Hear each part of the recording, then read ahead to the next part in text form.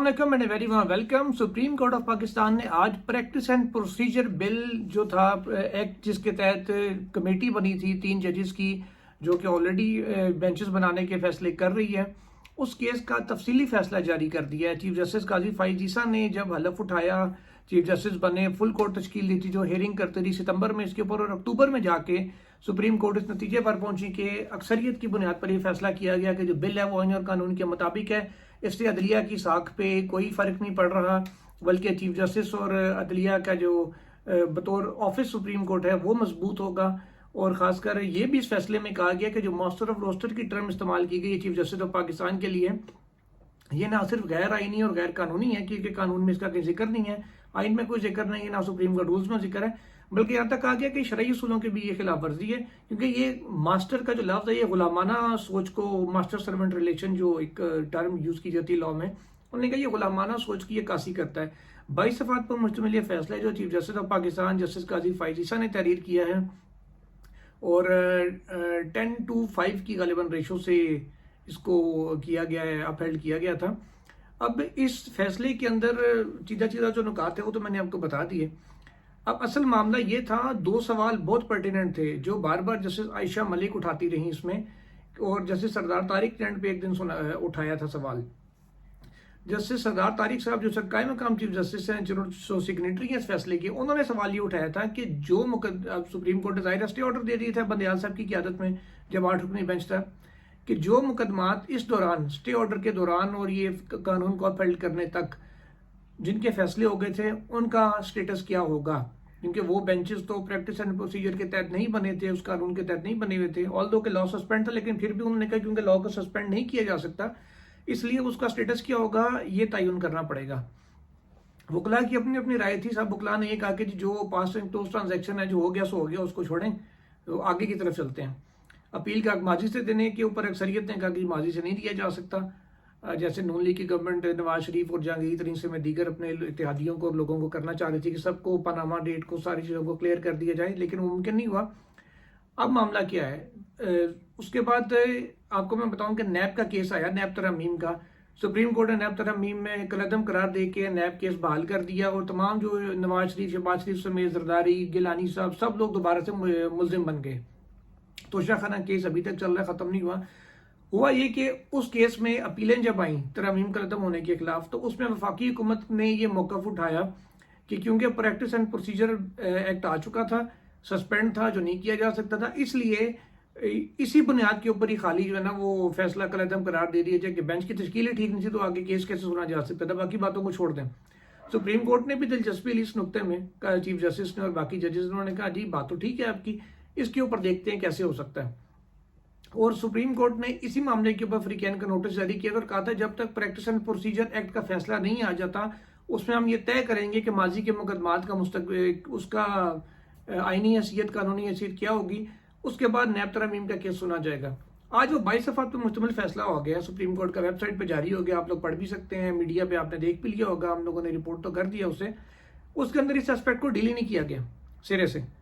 کہ ماضی میں جو مقدمات ہے, خاص کر نیب ترمیم کا تھا, الیکشنز والا کیس جو پہلے ہوا تھا جس میں الیکشن نہیں کروایا گیا تھا اور کنٹیمپٹ کبھی بھی لگ سکتی ہے اس پہ اگر لگانا چاہے کوئی, تو ویسے تو بندیال صاحب نے نہیں لگائی تھی لیکن کوئی بھی لگا سکتا ہے, درخواست بھی آ سکتی ہے. اور کئی کیسز تھے, ریویو آف ججمنٹ ایکٹ تھا جو نظر ثانی کے حوالے سے تھا, اس کے اوپر بھی وہ کالعدم ہوا, اس پہ بھی ایک ریویو آیا ہوا تھا, اس فیصلے کے خلاف بھی آیا پڑا ہے. اور الیکشن کمیشن کی 1-2 درخواستیں تھیں وہ بھی اسی وجہ سے خارج ہوئی تھیں. تو معاملہ صرف یہ ہے کہ وزارت دفاع کی الیکشن نہ کرانے کی درخواست تھی وہ بھی اسی وجہ سے خارج ہوئی تھی. تو اس چیز کو ڈیل نہیں کیا سپریم کورٹ نے. اب ان کا مستقبل کیا ہوگا, وہ نیب کیس اب کیسے ڈیل کیا جائے گا, غالباً میرٹ پر سننا پڑے گا کیونکہ سپریم کورٹ اتنا بڑا جھول چھوڑ گئی ہے اس فیصلے میں کہ کچھ سمجھ نہیں آ رہا اب کیا ہوگا. جو اتنا عرصہ نیب کیس سنا اس وجہ سے نہیں کہ یار وہ فیصلے میں ہم ڈیل کریں گے کیسے کرنا ہے. ٹوٹل 22 صفحوں کا یہ فیصلہ ہے, اس اسپیکٹ کو چھوڑا گیا ہے. ایک اور بڑا اہم نقطہ جس کو سپریم کورٹ نے اوور لک کر دیا ہے, جسٹس عائشہ ملک صاحبہ یہ سوال بار بار اٹھاتی رہیں اپنے پروسیڈنگز کے دوران کہ آپ نے, اور جسٹس منیب اختر نے بھی کہا کہ 9 رکنی بینچ تو بن ہی نہیں سکتا, اب 7 رکنی بینچ سے اوپر کے بینچز آپ نے ایک طرح سے راستہ روک دیا اس قانون کے تحت. ویسے جو اچھلتے تھے ہر وقت کہ جناب فل کورٹ بنائیں, اب فل کورٹ تو بن ہی نہیں سکتی کیونکہ قانون کہتا ہے پریکٹس اینڈ پروسیجر کے جناب اپیل کا حق دیا گیا 184(3) کیسز میں. اگر 184(3) میں آپ فل کورٹ بنا دیتے ہیں کسی بھی کیس کے اوپر آئینی قانونی نقطے کے اوپر, اور فل کورٹ تو اب نہیں بن سکے گا. اس کی وجہ یہ ہے کہ اپیل کا حق, پھر اپیل کون سنے گا؟ اپیل سننے میں پہلے والے بینچ کے ججز تو شامل نہیں ہوتے, اور اپیل کا حق ایک طرح سے ریڈنڈنٹ کر دیا سپریم کورٹ نے اس قانون کو منظور کر کے. اس کو کیسے ڈیل کیا گیا؟ فیصلے میں مکمل خاموشی ہے, کوئی نقطہ نہیں اس حوالے سے دیکھا گیا. نہ یہ کہا گیا کہ جی فل کورٹ کے خلاف تو اپیل نہیں لائے کرتی, تو حضور 9 رکنی بینچ کے خلاف بھی نہیں کرتی. 9 ممبر بینچ اگر بنے گا تو اس کے اوپر آپ کو پھر 11 یا 10 یا 11 ججز چاہیے ہوں گے اس کو سننے کے لیے. اتنے ججز آپ کے پاس اویلیبل ہی نہیں ہے اس وقت, کیونکہ 17 کی ٹوٹل اسٹرینتھ ہوتی ہے سپریم کورٹ میں. اس وجہ سے ایک اور جھول آ گیا اس فیصلے کے اندر. یہ 2 بڑے امپورٹنٹ پوائنٹس ہیں. فیصلے میں سپریم کورٹ نے یہ مینشن ضرور کیا ہے کہ وکلاء نے دلائل میں یہ نکات اٹھائے تھے, لیکن خالی اتنے پہ ہی کہ یہ آئین اور قانون کے خلاف نہیں ہے, اس سے کوئی بنیادی حقوق متاثر نہیں ہوتے, عدلیہ کی آزادی متاثر نہیں ہوگی, اتنا کہہ کے چھوڑ دیا, پٹیشنیں خارج کر دیں, اور یہ کہا کہ جی ہم اس معاملے کو مزید جو نکات ہیں وہ اکیڈمک سی بحث ان کو اٹھانے کا فائدہ نہیں ہے. تو اب یہ اکیڈمک بحث تو ان کو لیٹ ڈوبے گی, کیونکہ اب نیب کے کیس کا اب کیا کریں گے؟ غالباً اس کو میرٹ پہ سننا پڑے گا. جو باقی کیسز ہیں اس کا مطلب وہ سارے پاس اینڈ کلوز ٹرانزیکشن ہو گئے, ان کے اوپر مٹی ڈال دی گئی, یا ایک طرح سے ان کو ویلیڈیٹ کر دیا کہ ان کو درست قرار دے دیا گیا, ان فیصلوں کو تسلیم کر لیا گیا. اسٹے آرڈر کو بھی ایک طرح سے میں کہوں گا, یہاں تک کہوں گا کہ سپریم کورٹ نے درست قرار دے دیا, کیونکہ فیصلے میں اس کو غلط نہیں قرار دیا, لیکن جب اس کے تحت ہونے والے اسٹے آرڈر, اس کے تحت ہونے والے اقدامات کی توثیق کو ایک طرح سے کر دی انہوں نے, تو پھر یہی بنتا ہے کہ سپریم کورٹ نے اس کی توثیق کر دی, فل بینچ نے اکثریت سے اسٹے آرڈر کی. تو یہ عجیب سے قسم کی چیز تھی. وی ور ایکسپیکٹنگ کہ یار بڑا لمبا چوڑا سا فیصلہ آئے گا جس میں ساری پوائنٹس کو ڈیل کیا جائے گا, لیکن صرف 1-2 چیزوں کو ڈیل کر کے چھوڑ دیا گیا, اور باقی چیف جسٹس تو پاکستان بیرون ملک ہیں.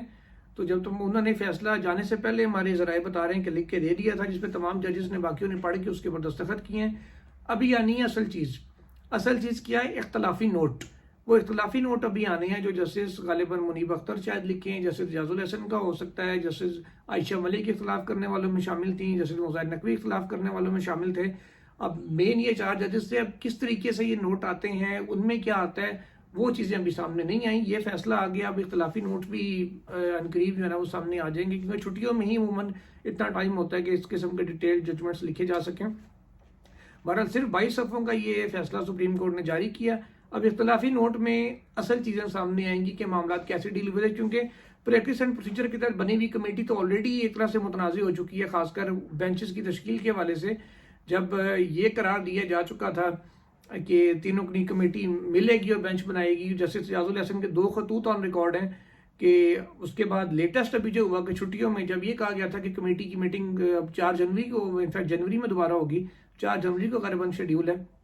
چھٹیوں کے بینچز بن گئے تھے, موجودہ ہفتے میں تو کوئی بینچ نہیں تھا, جسٹس سردار طارق نے چیمبر ورک کرنا تھا. پھر پچھلے ہفتے آل آف سڈن ایک بینچ بنا دیا گیا, 2 رکنی اطہر مٹلہ صاحب ان کے ساتھ موجود ہیں. اب کمیٹی نے شاید ورچوئل اجلاس کر کے اپروول دیا, کیا دیا اس کا کوئی ذکر نہیں ہے, اس کے کوئی منٹس کوئی چیز ابھی تک سامنے نہیں آئی کہ وہ کس طریقے سے وہ بنایا گیا. تو پریکٹس اینڈ پروسیجر کی خلاف ورزیاں میں کہوں گا کہ آلریڈی ہو رہی ہیں, دھجیاں اس کی ویسے اڑائی جا رہی ہیں. تو اب اس میں فیصلے میں بھی اتنے بڑے جھول انہوں نے چھوڑ دی ہیں. اب وکلاء سے بھی اس پہ بات کریں گے کہ قانونی نکات وہ کیا کہتے ہیں, ان چیزوں کے اوپر کیا ہو سکتا ہے. بہرحال ابھی تک کی جو میری انڈرسٹینڈنگ ہے, جو 12-13 سال کا جو سپریم کورٹ کی رپورٹنگ ایکسپیرینس ہے اس کے بعد, کہ سپریم کورٹ نے پہلے والے اقدامات کی توثیق کر دی ہے یا ان کے اوپر مٹی ڈال دی ہے, اور وہ ان کو اب دوبارہ کھولا نہیں جا سکتا, ان کو دوبارہ چھڑا نہیں جا سکتا, یعنی کہ نئے مقدمات کو اثر نو اب ان کو سننا پڑے گا میرٹ کے اوپر. تو یہ آج کا معاملہ تھا. اس کے علاوہ جو سپریم کورٹ پہلے ایکٹیویٹیز ہو چکی ہیں, سائفر کی یہ لیول پلینگ فیلڈ نہ ملنے کی وجہ سے, کل اس کے اوپر اہم سماعت ہوگی, اور جسٹس سردار طارق قائم مقام چیف جسٹس اور جسٹس اطہر مٹلہ دونوں اس کیس کو سنیں گے, جس میں آئی جی پنجاب 4 آئی جیز کو, چیف سیکرٹریز کو اور الیکشن کمیشن کے سیکرٹری کو, وفاقی سیکرٹری داخلہ کو فریق بنایا گیا ہے. شاہ محمود قریشی کی ایم پی او کے تحت جو گرفتاری ہوئی تھی وہ بھی نوٹس میں آئے گی, اور 9 مئی کے واقعات کے حوالے سے جو گرفتاریاں ہیں اس کو بھی دیکھا جائے گا. ان اسپیکٹ کو بھی سپریم کورٹ دیکھتے ہیں اب کل کیسے ڈیل کرتی ہے ان معاملات کو, کیونکہ ایک چیز جو میں پہلے سے کہہ رہا تھا کہ یہ سزا اگر اسلام آباد ہائی کورٹ بھی پورا فیصلہ معطل کر دیتی ہے, سپریم کورٹ بھی پورا فیصلہ معطل کر دے, تو شاید عمران خان الیکشن کے لیے اہل تب بھی نہ ہو, کیونکہ جسٹس اعجاز الحسن کا 2018 کا ایک فیصلہ ہے کہ سزا سسپینڈ ہو جاتی ہے, کنوکشن یعنی کہ جو جرم کا ثابت ہونا ہے وہ سسپینڈ نہیں ہو سکتا, وہ سسپینڈ نہیں ہوتا, اس کو آپ کو ہمیشہ اپیل میں بری کرنا پڑتا ہے. تو بہتر کورس یہ ہوگا کہ جب بھی یہ اپیل سماعت کے لیے مقرر ہو، بجائے اس کے کہ وہ سسپینشن کی طرف جائیں، ہائی کورٹ کو یہ ڈائریکشن دے دی جائے، یہ ڈائریکشن مانگ لیں کہ 2 دن کے اندر، 3 دن کے اندر، یا 1 ویک کے اندر اس کو ڈیسائیڈ کریں، تاکہ اور عمران خان کے جو کاغذات نامزدگی ہیں ان کی منظوری عدالتی فیصلوں سے مشروط کر دیں، تب کچھ امید ہو سکتی ہے کہ ہمایوں دلاور کا فیصلہ کالعدم ہو جائے گا، اسلام آباد ہائی کورٹ سے ہو سکتا ہے ہو جائے، اس کے بعد پھر معاملہ سپریم کورٹ آئے گا اور جلد اس کی اپیل کے اوپر سماعت بھی ہو سکتی ہے۔ دیکھتے ہیں اب کل سپریم کورٹ کیسے اس لیول پلینگ فیلڈ کے معاملے کو ڈیل کرتی ہے۔ آج کے لیے اتنا ہی، انشاءاللہ مزید خبروں کے لیے بھی چینل دیکھتے رہیے، آپ سے ملاقات ہوتی رہے گی۔ ٹل دین، اللہ حافظ۔